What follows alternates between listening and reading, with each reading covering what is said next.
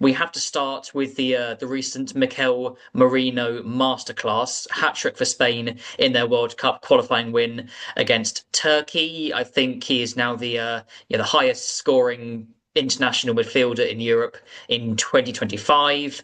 I mean, first of all, wow. I mean, what more can we say about that than just wow?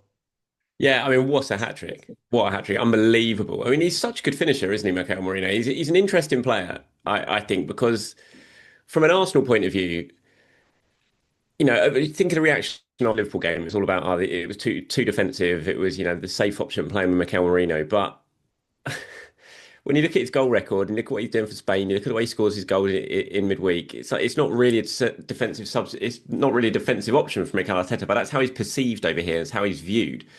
Um, He's just a really interesting player, I think. And the way he's just found this ability, or maybe not found this ability, but he's sort of uncovered this ability, or Mikel Arteta has done it. I don't know from the when he took over as a sort of makeshift nine last season.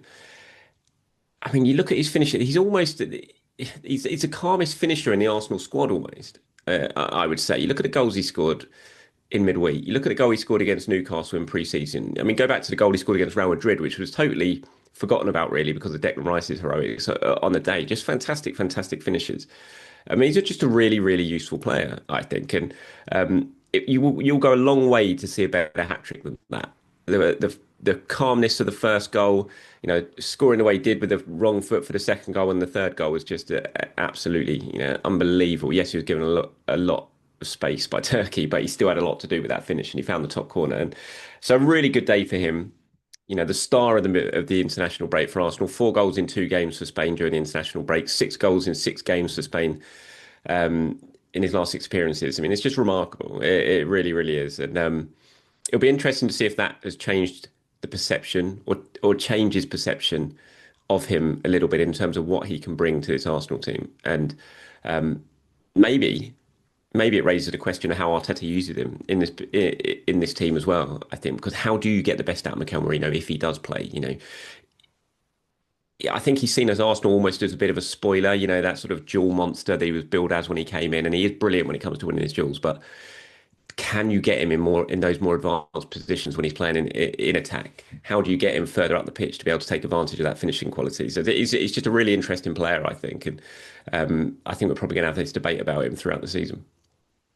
Yeah, because like you said, it was when he started Anfield, we all thought, okay, Arteta's playing it safe, not going for Eze or Waneri to replace Odegaard. But like you said, he played as a central striker for much of last season, scored, I think it was 9 goals in all Mm. competitions. And it's, like you said, it's really interesting, like, what is his role in the Arsenal team right now? Because, of course, when that first choice midfield is fit, he doesn't get into the starting lineup.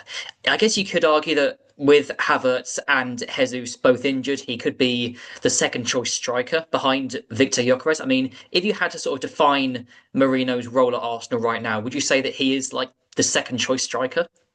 But that's what makes it so difficult, isn't it? It's very hard to define his role because I don't think he's really found a position yet. You'd probably say the left eight role would be his best, but Declan Rice is obviously in that position. He's not going to lose that until Havertz comes back. Yes, I think he's got to be seen as a second choice number 9. The thing with Marino is that he's not a creator, is he? And like the reaction, because I said it myself when I saw him in the starting 11 against Liverpool, I was like, it did feel like the safer option because he's not really a creator, is he? He's a finisher, um, but he's not that playmaker type. Ethan Nwaneri or Martin Odegaard if he was fit, and so that I think was why him being in the starting 11 at Anfield, people looking at it and just thinking, oh, it's a little bit safe. But when it comes to what he does in the final third, he's fantastic. He's bang on it. There's not many people in the Arsenal squad who are as good as him when he gets a chance and he gets a sight of goals. So it's about finding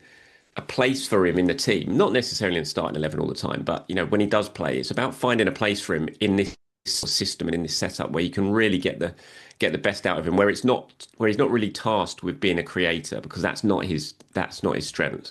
It's about just finding him in that position, in and around the penalty area, just on the edge of the box, where he can just showcase his finishing ability, which is clearly, one of the strongest that Arsenal have when it comes to the squad.